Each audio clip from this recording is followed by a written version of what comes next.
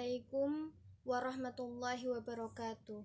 Alhamdulillahirabbil alamin wa bihi nasta'in wa ala umurid dunya waddin. Wassalatu wassalamu ala asyrafil anbiya'i wal mursalin sayyidina wa habibina wa syafi'ina wa maulana Muhammadin wa ala alihi wa sahbihi ajmain, amma ba'd. Yang terhormat Bu Cintami Fatmawati, MPSI, selaku dosen mata kuliah Psikologi Perkembangan kelas H. Perkenalkan, nama saya Meliani Rizkiana, NIM 2119056. Di sini saya akan menerangkan mengenai materi pertama, yakni masa dewasa akhir. Masa dewasa akhir merupakan periode dalam rentang hidup manusia.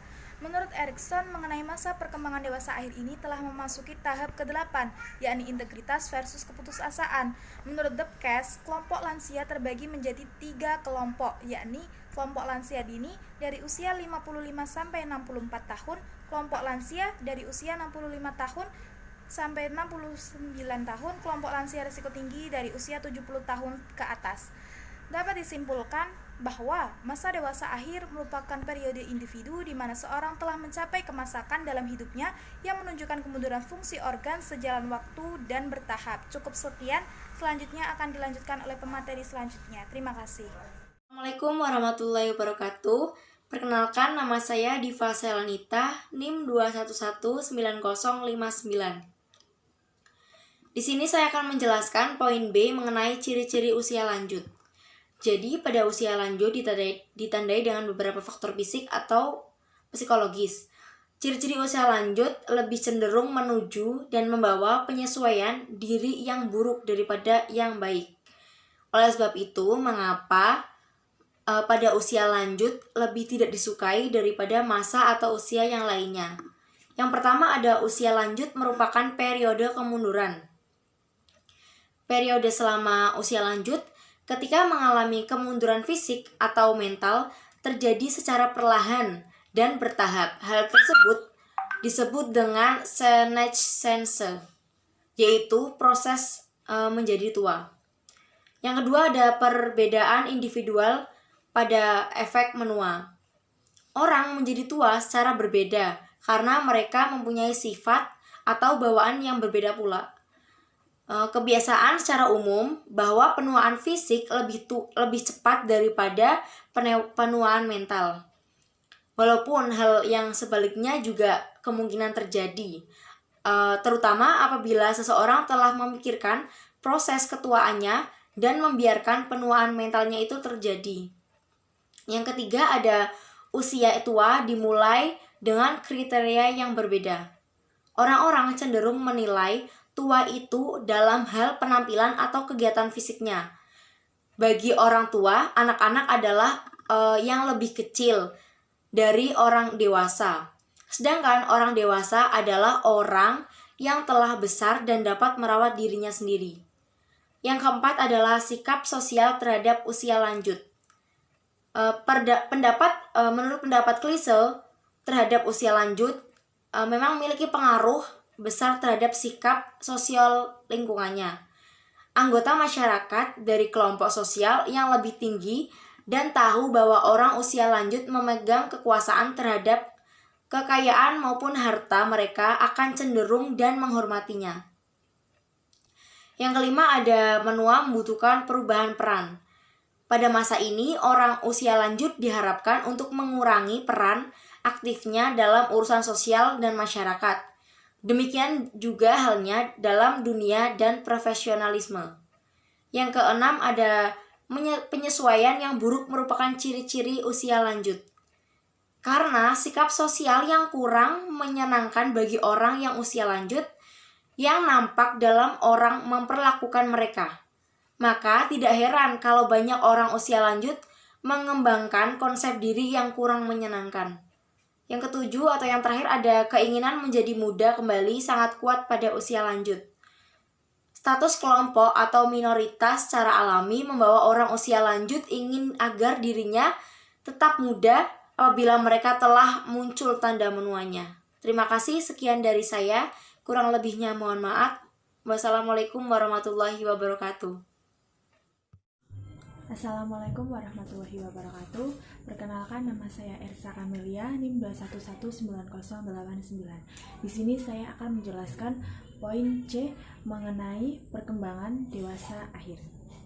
Pendidikan, pekerjaan, kesehatan merupakan 3 komponen penting yang sangat berpengaruh dalam perkembangan orang dewasa lanjut. Pendidikan memiliki korelasi positif dengan skor-skor pada teks intelijensi. Pengalaman kerja menekan pada orientasi kognitif, di mana penekanan pada proses informasi di dalam pekerjaan yang mungkin mempertinggi kecakapan intelektual individu. Sedangkan kesehatan yang buruk berkaitan dengan tes-tes intelijensi pada masa dewasa akhir. Kemudian yang ketiga ada perkembangan psikis intelektual. Menurut David Wakeles dalam Damista tahun 2028, kemunduran mental yang terjadi pada masa ini merupakan bagian proses penuaan organisme secara umum. Sebagian penelitian juga menunjukkan bahwa ketika usia mulai menginjak antara 44 sampai 45 tahun, kebanyakan kemampuan seorang akan mengalami penurunan. Hal ini juga berlanjut pada usia lansia. Dan yang keempat ada perkembangan emosional. Sejalan dengan bertambahnya usia, pada perkembangan emosional umumnya mengalami gangguan fungsional. Keadaan depresi dan ketakutan akan mengakibatkan lanjut usia semakin sulit untuk penyesuaian diri pada masa-masa selanjutnya. Kemudian yang terakhir, perubahan peran sosial di dalam lingkungan masyarakat. Akibat dari penurunan fungsi indera dan lain sebagainya, maka muncul gangguan fungsional atau bahkan mengalami kecacatan pada lansia. Misalnya seperti badan membungkuk, pendengaran yang kurang baik, dan lain sebagainya, sehingga menimbulkan keterangsingan. Hal ini sebaiknya dilakukan dengan selalu mengajak mereka untuk melakukan aktivitas-aktivitas tertentu. Selama yang bersangkutan hal tersebut masih berkesanggupan melakukan aktivitas tersebut, sehingga mereka tidak merasa diasingkan seperti itu. Mungkin cukup saja dari saya, semoga bermanfaat. Wassalamualaikum warahmatullahi wabarakatuh. Perkenalkan, nama saya Neila Rajwa, NIM 2119084. Saya dari kelompok 5 akan menerangkan poin D dan E mengenai perkembangan masa dewasa akhir atau usia lanjut. Poin D. Sifat dan ciri jiwa keberagamaan dalam tahap usia lanjut. Yang pertama, ada menerima kebenaran agama berdasarkan atas pemikiran yang matang, karena mempunyai pemikiran yang lebih luas. Jadi pada masa ini, semakin dewasa usia seseorang akan semakin luas pengetahuannya, baik itu pengalaman ataupun lain sebagainya, mereka akan lebih mengetahuinya. Kemudian poin kedua ada bersifat realistis atau nyata, sehingga norma agama lebih diaplikasikan dalam sikap perilaku manusia. Pada masa dewasa akhir ini banyak perilaku yang harus dikoreksi dan diperbaiki untuk menunjang kehidupan yang lebih baik di usianya, seperti pola ibadah ataupun mendekatkan diri kepada Tuhannya itu sangatlah diperlukan pada masa itu, dan mereka mengaplikasikannya dalam kehidupan nyata. Jadi bukan hanya sekedar ucapan, tapi disertai dengan tindakan yang nyata atau aksi nyata. Kemudian ada poin C, bersifat dan bersikap positif terhadap ajaran dan norma-norma agama, dan berusaha memahami dan memperdalam agama.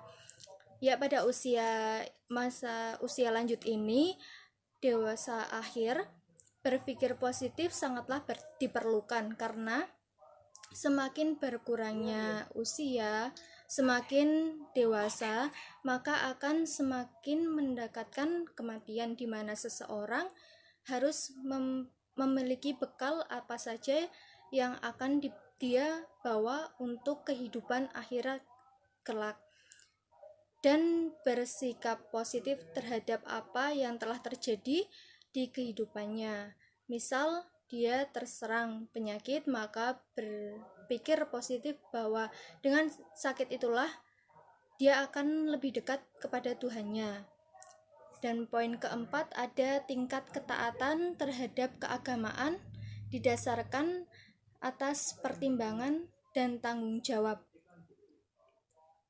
Jadi pada saat itu, saat dewasa akhir, tingkat ketaatan lebih meningkat, di mana seseorang lebih dekat kepada Tuhannya dan menjalankan apa yang diperintahkan oleh Tuhannya dan menjauhi apa yang dilarang oleh agama dan norma-norma agama. Jadi mereka lebih patuh terhadap apa yang harus dilakukan dalam kehidupan sehari-hari dan bagaimana caranya mereka mendapatkan kebahagiaan yang hakiki setelah meninggal nanti. Kemudian ada poin kelima, bersikap lebih terbuka dan berwawasan luas. Mereka memiliki kematangan tentang masalah-masalah dan mereka juga memiliki sifat dan kematangan dalam berpikir positif dan realistis terhadap apa yang akan mereka kerjakan. Kemudian mereka lebih menerima pendapat dan masukan orang lain mengenai apa yang mereka lakukan dan apa yang mereka kerjakan pada saat itu. Jadi ada yang perlu dikoreksi, ada yang perlu diperbaiki, dan mereka menerima semua masukan itu dengan lapang dada. Itulah sikap dan ciri keberagamaan pada usia lanjut. Kemudian pada poin E ada tugas dari umur usia lanjut. Kemudian pada poin E, tugas perkembangan usia lanjut.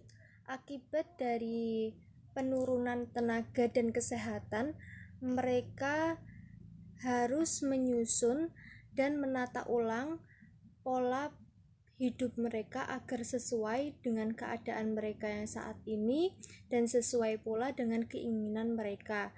Pada masa ini, apa yang mereka lakukan berbeda dengan masa lampau karena ada pengurangan hormon ataupun yang lainnya yang menyebabkan terhambatnya seseorang untuk mengubah pola hidupnya, tapi mereka harus bisa mengatasinya dengan sebaik-baiknya, sehingga memerlukan penyesuaian diri dalam menghadapi hal tersebut. Jadi pada tugas perkembangan usia lanjut ini itu lebih ke memperbaiki diri untuk menjadi pribadi yang lebih baik dari pribadi yang sebelumnya, dan harus siap apa yang terjadi dengan kehidupan mereka, dan juga harus benar-benar mempersiapkan bekal untuk kematian nanti. Sekian yang dapat saya sampaikan, kurang lebihnya mohon maaf. Billahi taufik wal hidayah wal inayah. Assalamualaikum warahmatullahi wabarakatuh.